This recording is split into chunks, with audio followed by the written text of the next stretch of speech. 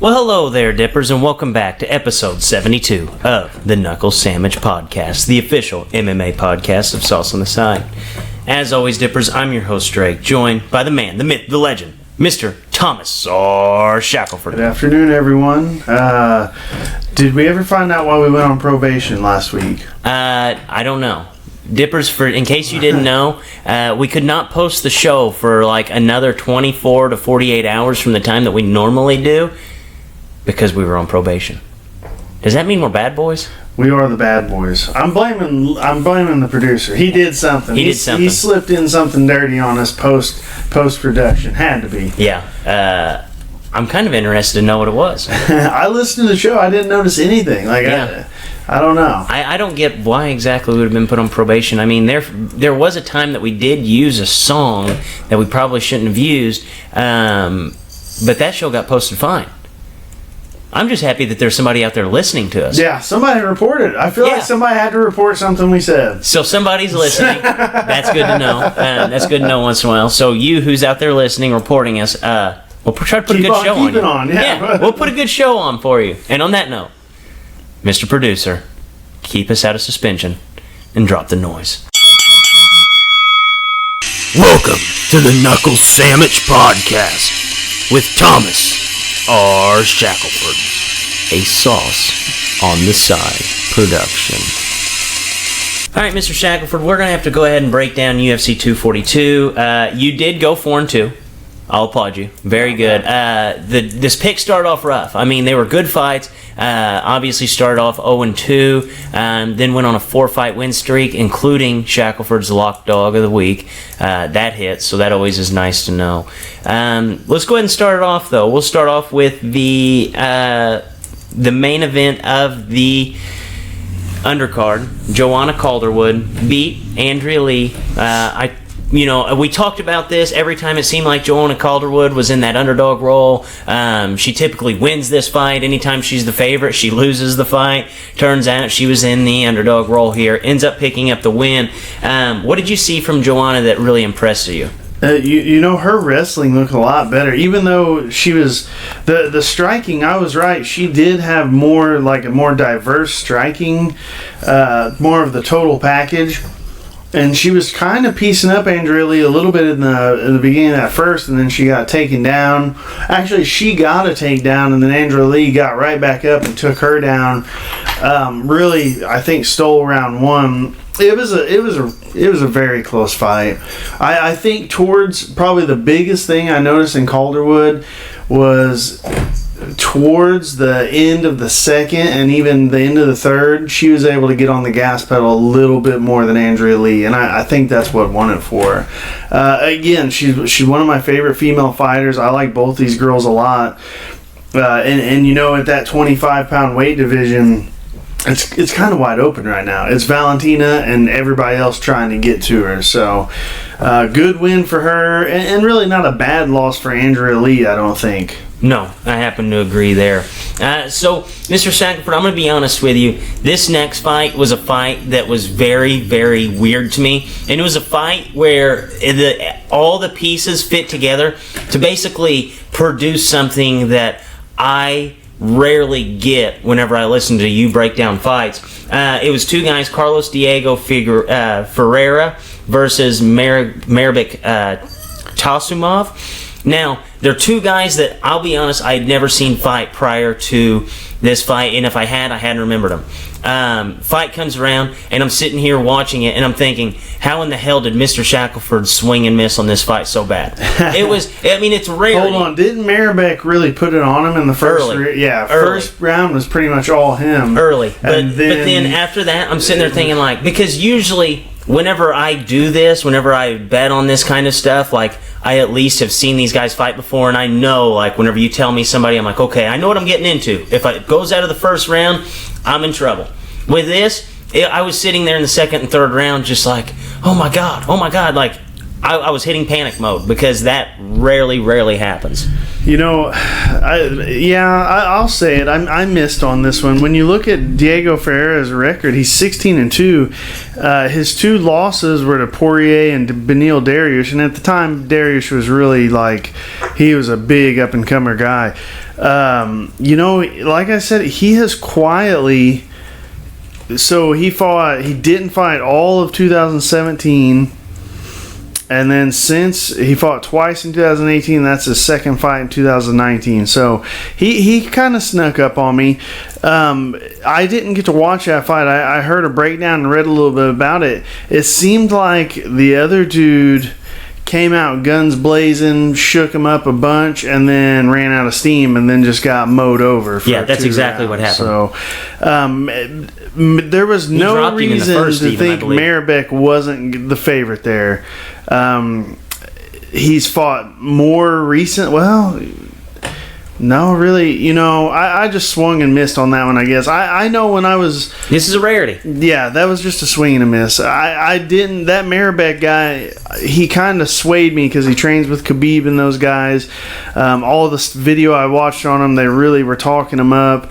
And, I was listening to Rogan, the fight companion, they all did. And he was the same way. He was like, man, Maribek's, big name guy. He's a big name guy that nobody knows because he cannot get a visa. He can only fight overseas type thing. So, Ferreira went in the enemy territory and snatched one up. One thing to note on this fight, they were saying that the heat index was 123 degrees cage side. Did you notice how sweaty those guys were as soon as the fight would start? It was instant slippery willy there. So Ferreira... If I remember correctly, I know he's from Brazil, but he probably trains in an open air gym in Brazil. A lot of those gyms don't have AC, and they're just training in 100% humidity. So it could be he was just more used to that climate there, and just took a beating the first round and was just hanging in there for the other rounds. Yeah, definitely a weird one, I thought. So next, that's my bad. Yeah, sometimes you pitch, sometimes you don't pitch a good night. Yeah. Next fight we'll talk about. This is where we rattle off the 4 straight winners. Islam Makhachev picked up the win over Davi Ramos. I thought this was an interesting fight. I thought there was a route you could give the decision to Ramos. I think that he actually impressed me more so than what I thought he was going to in this fight, because I've watched Makhachev fight before and he's total stud. And both these guys, they talked about how good their ground game was. Seemed like each of them were scared of the other guy's ground game, so they tried to stand up and bang with each other. Yeah, that happens sometimes. I mean, Davi Ramos, I want to say he was a ADCC champion. He was. Bruce Buffer told us. Okay, so yeah, that's the Olympics of no-gi grappling. So, Workman, a good win for Makhachev. That's a tough fight. That's a tough fight. I agree with that. Next fight, Curtis Blades TKO's Shamil Abdurakhimov. I think I actually got that's pretty good. Picks up the win, very workmanlike. Second round TKO. Basically what you expect from Curtis Blades, I think. Yeah, I mean the dude's at the top of the division. He's only lost to Francis Ngannou. That's it. That's his only loss. He has battered everybody but Francis Ngannou. Maybe give him Derek Lewis. Derek Lewis hasn't fought in a little bit. That Volkanov wouldn't be a bad fight. I think he's ranked really high. I saw a post that he had posted today. It was Junior Dos Santos, and he fights. Who does he fight next? I think it's Volkov, right? I'm not. He just fought. He just got beat by Ngannou a month ago. I think that fight's in the making, though. Him and Volkov, and I think it said, "I'll take winner." Well, so that's good right there. Perfect. Yeah. It's always good when a guy can pick out who he wants to fight. It kind of saves everybody else time. Yeah, I agree. Do you think that should be next for him, or do you? Where do you? Because I feel like he's in a weird spot. I don't think there's anybody in that division that beats him. I mean, honestly, other than, we don't know what's going on with DC, but other than Stipe, DC, and Francis, there's nobody else that I think's even close to him. No, I think it's like a 4-way race between those guys, and I would still pick Blades up against Ngannou. I know Ngannou hits like a tank, but when you match him up, he's still got the better wrestling. He's still got the better cardio, and his hands are decent enough to hopefully not get hit with that big shot. I just, sometimes guys just have your number. Sometimes you have all the tools to beat somebody, and they just have your freaking number. Yeah, such a bummer there. Next fight, I think it caught a lot of people off guard. Whether you agree with the decision or not, you can't agree with how everybody scored the fight so differently. You had one judge with a 30-27 for Felder, one judge with a 30-27 for Barboza, and then ultimately you had the deciding factor, a 29-28 for Felder. Do you agree with the decision first? Then after that, what did you think about the fight in its totality, seeing from both guys? I thought Felder won, but I think that could be that I wanted Felder to win because it could have been a draw. Yes. I would have been fine with a draw because you had Barboza maybe landing early stages. He was landing a little more, but he wasn't doing really much damage. Even though Felder did get that cut, but that was from a headbutt. Whereas Felder seemed to, every time he touched him, Barboza seemed shook a little bit, and Felder was kind of pushing forward a touch more. Then as it got later, it was like Felder was throwing more, but not hurting him as bad, and then Barboza, it kind of flipped. He was hitting a little more, but it seemed to be stinging him a little bit. When you break it down, you think one scored at 30-27 one way, the other 30-27 the other way. If you think about it, if you just say, hey, that's crazy, like the one guy didn't wipe the other guy out. But if you break it down round by round, like, maybe they gave Felder a close round 1 and then a close round 2 and then a close round 3. That's how the 30-27 comes along. It's not like it's not like a unanimous decision where Khabib just went out and rolled over a guy for 3 rounds, amazing fight. I mean, just these two dudes have fought twice. Great fights both times. They know each other so well. They trained with each other a little bit. I was glad to see Felder get the win. Oh, me too. He's a dude that I like a lot. That seems to, just because he's a commentator, I guess, he just seems to kind of fly under the radar. Depending on what McGregor, my initial, which we can talk about this a little bit later, we'll say this now. I think it depends on what McGregor does is what Felder's next fight is going to be. Yeah. And we can talk about that next because the main event's next. Yes. I think, honestly, the deciding factor in that fight, and you can correct me if you want, I know Barboza got that second round takedown. That's why everybody leans to giving it to him. But if you get a takedown and they just annihilate you from their back and just continually hammer you with elbows, cut your head, and end up ultimately almost getting an armbar, which was tight, but he lost it. I don't think you don't move the needle at all. No, for the fight. Mean, the best fight, the best example of that I can think of would be Guida versus Diego Sanchez. They went out guns blazing, and then it ended up being a very close fight just because Diego would get the takedown, Guida would get the takedown, and Diego would just sit underneath him, and he was just elbow after elbow after elbow, and Guida stayed on top throwing gorilla man punches. It was just a wild fight, but Diego basically won the fight off his back, just mashing his face up. Yeah. So last up we have Khabib versus Dustin Poirier. Khabib wins the fight, 3rd round submission. What in this fight did you see that might have surprised you by either guy? Kind of break down the fight for us there. The thing that surprised me is with Khabib is that nobody can stop it. No. And when we're watching it, you look at it, he is doing the stuff that you would teach a 6 to 8 year old wrestler. That's the things he's doing. He's getting a takedown, staying positionally sound. When he's on top, he's staying, but he doesn't when he goes around the back, he doesn't unlock his hands. He's not going for chokes right off the bat. He's just staying around the waist until he wears them out. He's like kryptonite, and they're all Superman. Like, they just cannot withstand that real basic wrestling, the fundamentals, and he gets the finish. Yeah. It's so weird watching. I feel like Curtis Blades is the closest thing to like a heavyweight Khabib. Yeah. I would love to freaking just feel how strong Khabib is. He has absolutely got to be just, the strength has got to be insane, because Poirier's not a small guy. He's not a weak guy, but he was getting ragdolled. And I know in anytime somebody's got your back and they have their hands wrapped around your waist, they're going to ragdoll you. They don't have to be that strong to ragdoll you. But the fact that, yeah, I mean, he just did it over and over and got to that position and just moved from mount to back to mount to back to side. It's just, he's like kryptonite, man. And it's crazy. He's so popular at a style that most people hate. I mean, really. Yes. So it's pretty crazy. I don't understand it.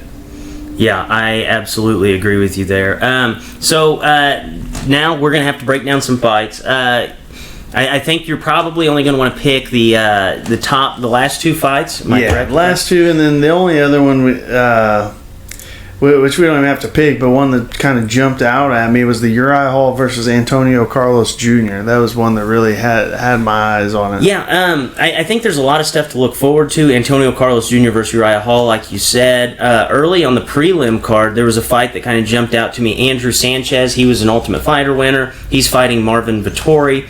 Miles Johns is fighting. Man, I didn't even see Vettori was on Marcin Tybura, he's fighting on this card. And then the main card, obviously, you have Cowboy versus Gaethje, Glover Teixeira versus Nikita Krylov, and we have the return of Todd Duffy. Basically, crazy. We haven't seen him fight since he was the headliner against Frank Mir. So 2005, he hasn't fought in 4 years. He has not fought since he fought Frank Mir. As the you rarely see that, where a guy is a headliner on a card and then basically does never fight again, but luckily we have him back. Which fight outside of obviously the co-main and the main event are you most excited for? It would have to be shoot, I forgot their names now, Hall and Carlos Jr. But wait a second, Pereira's the wild man. Do you remember him? Michael Pereira. Michel Pereira, the Demolador. He's the one that Danny Roberts, he did the flying KOD, like he jumped off the cage. Yes. There's some juiciness to this card. I didn't even realize it. Yeah, this is going to be a wild fight. A wild night. It is. You know, Uriah Hall, Carlos Jr. I'm kind of excited to see Todd Duffy. That'll be 4 years. He is 1 year younger than me. I know how we played touch football yesterday. I know how I feel today. So that'll be kind of wild to see him back in there. There's a lot of meat on this. I did not realize that. Yeah, probably only 2 fights to pick, but they're going to be some fun free fights. Yes, I absolutely agree. I'm probably most excited for that Andrew Sanchez-Vettori fight. I think that'll be a very interesting fight. Vettori's one of my favorite guys to actually watch. Very interesting fight there. But we'll go ahead and start off with the co-main event. We have Glover Teixeira, who is very thin odds here. He is a -120 favorite over Nikita Krylov, who is the -110 dog. Basically a pick 'em here, but Mr. Shackelford, where are we going? We'll go Glover. I mean, I picked against him his last 2 fights, I think, and he smashed both those guys. His last loss was to Corey Anderson by decision, which was basically he just got out wrestled the whole time. So he had a little streak there where he got KO'd by Johnson, had a win against Cannonier. He kind of bounced back and forth between TKOing guys and getting TKO'd himself, but he's kind of seemed to kind of remember, like, hey, I don't have to take those punches like I did when I was a young pup, and he's mixed in his grappling a little bit. And also, let's not forget that Nikita Krylov, when he jumped back in the UFC after that big run, absolutely laid down and died for Jan Blagojevich. So I can't pick a guy that I see lay down and die. Yes. Gonna go Glover. I absolutely agree there. And the main event, one of the fights I'm most excited for this year, Justin Gaethje versus Cowboy. Gaethje is a minus 200 favorite over Cowboy, who is a plus 160 dog. Mr. Shackelford, what's the pick? That's a hairy man. Oh, he's got something in his... we got... Folks, the producer just got home, and he is prancing around the house in his undies. Unlike me and Drake, he works a job where he doesn't get to wear pajamas all day, so he's walking around. He came in his house... Sweaty man. Dumped the clothes, dumped the shoes, completely booty naked almost. That's what we're looking at right now. The pick. Don't you do it. I know what you're wanting to do here. Listen, I don't know if I even want to pick this. Let's break down these guys, see if we can talk it out a little bit. I know what's going to happen, though.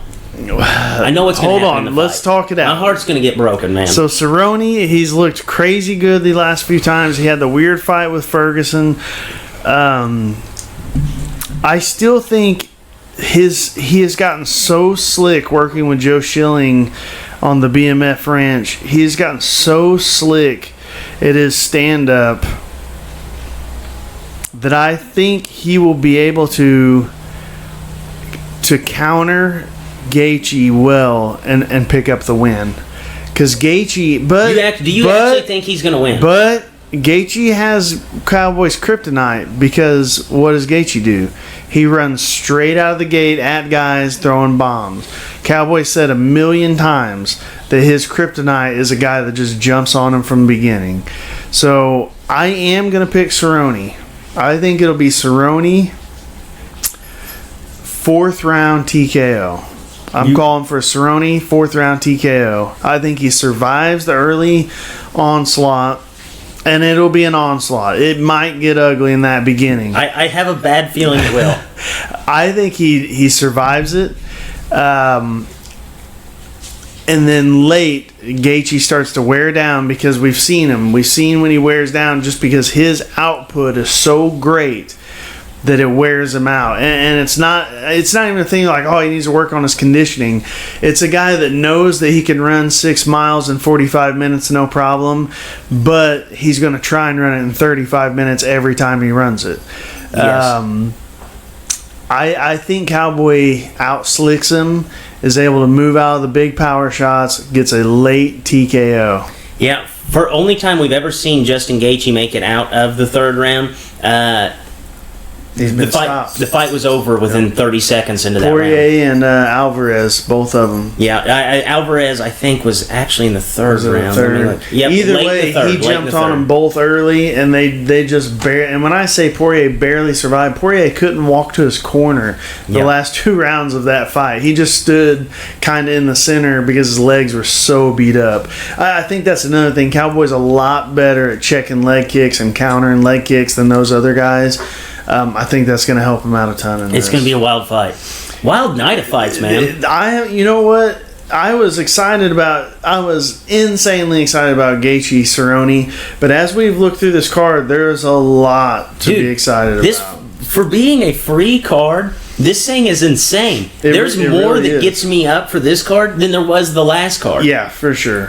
That Michel or Michael Pereira guy, I'm so excited to see that guy. This card, honestly, like, had it been the card that started at 2 a.m., like, I would have been powering through it. It has that kind of fireworks, because I think we're going to see fireworks from the beginning to the end. Yeah, and you know, this Cerrone and Gaethje, they've had some losses here and there. This is still a title hunt fight. Oh, yeah. And the reason I talked about Felder, it depends on what Conor does, because if, say...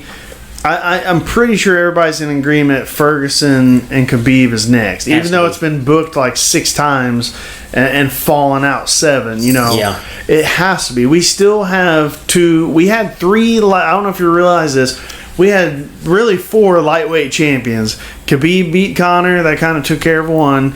Then we still had Poirier with an interim belt, and nobody beat Tony for that interim belt. No. He's still got an interim belt. He's still got a belt at home on his mantle that nobody took away from him. So I feel like we have to have that one to unify those, get those. So the winner of this, I think, will get Felder unless McGregor comes back and takes the winner of this. McGregor's going to take any fight he wants except the Khabib. I think Khabib will fight Tony next. So the winner of this one gets Felder, and then I think that fight is the next title fight. Yeah, so. I really think that if Conor wanted to just give us fireworks and sell a lot of tickets, he would be, which we've seen it time and time again that he is. He's not going to be able to get that Khabib fight right off the jump. I think he needs to come back and fight the winner of this. Basically say sometime this week, like, I want the winner of this fight. Both these guys would be more than happy to fight him, just for the draw alone. And then that just be the title eliminator for the next one. Basically, we have a 5-man tournament. Yeah. Anybody will take that Conor fight. Absolutely. Anybody. Absolutely. It's too much money. It's too much money not to. I didn't say another guy that's kind of waiting in the wings, but he's probably 2 fights away, 2-3 away, is Gregor Gillespie. He put something out. When I think of guys that can beat Khabib, I honest to God think he's top of the list. I think him and Tony are the guys. Him and Tony would be tied for me of who could beat Khabib, and then like a Gaethje next, a Cowboy next. I think Gillespie would beat Tony Ferguson, man. It'd be tough. Who knows who can beat Tony Ferguson? The dude gets rocked. He jumps up. He doesn't get rocked. In his last fight, he looks like he's casting voodoo spells over Cerrone. You know what I mean? Like, yeah.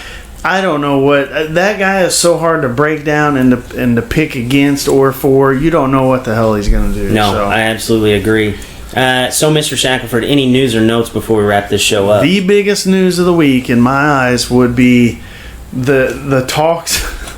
So picture this: it was supposed to be Usman versus Covington to headline the Madison Square Garden card in November. Instead, we get a much cooler fight. Nobody even cares that we're not seeing the champ or the interim champ fight each other. Why? Because Nate Diaz versus Masvidal. Is there any?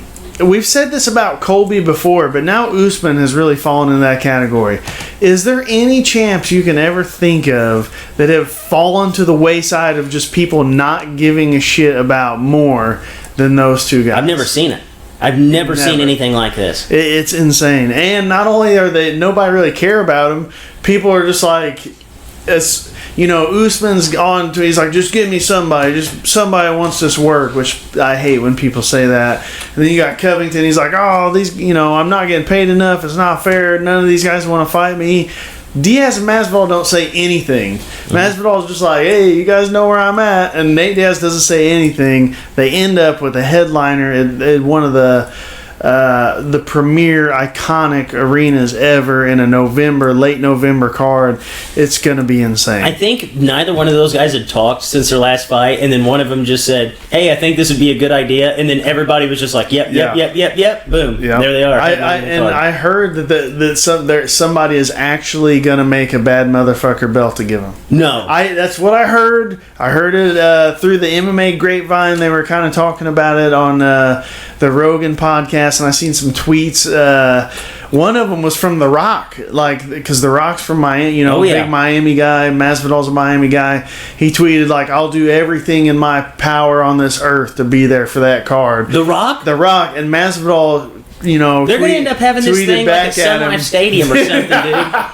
Masvidal tweeted back at him I don't want anybody else to put the BMF belt on me but you, brother. Can you imagine that shit? Whoever wins, The Rock putting the belt around their waist. Dude, I'm all in. I don't want pro wrestling to mix with UFC, but after some of these titles lately, that's been a year, 2 years since they're getting defended.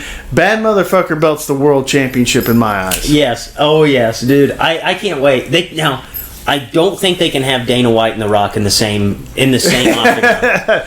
The Rock surely there's no way Dana upstages The Rock. No. If Masvidal wins and he's like, Get me The Rock. There's no way Dana's like, no, The Rock can't come in here. The Rock will come No, in. The Rock will be in there hoisting Masvidal on his shoulders. I'm positive that the UFC security would escort Dana White out to bring The Rock in. Those old guys in the fucking casino jackets are, sorry, sir, you have to leave. Yeah, sorry, sir. The Rock, we're making room for The Rock. I'm looking forward to it. That's going to be one of the funnest fights, I think, that you've ever gotten to break down. Anything else before we wrap this show up? No, sir. Hopefully the producer can get us on without being in probate. Yes. And on that note, for Drake, for Mr. Shackelford, Dippers, as always, stay saucy.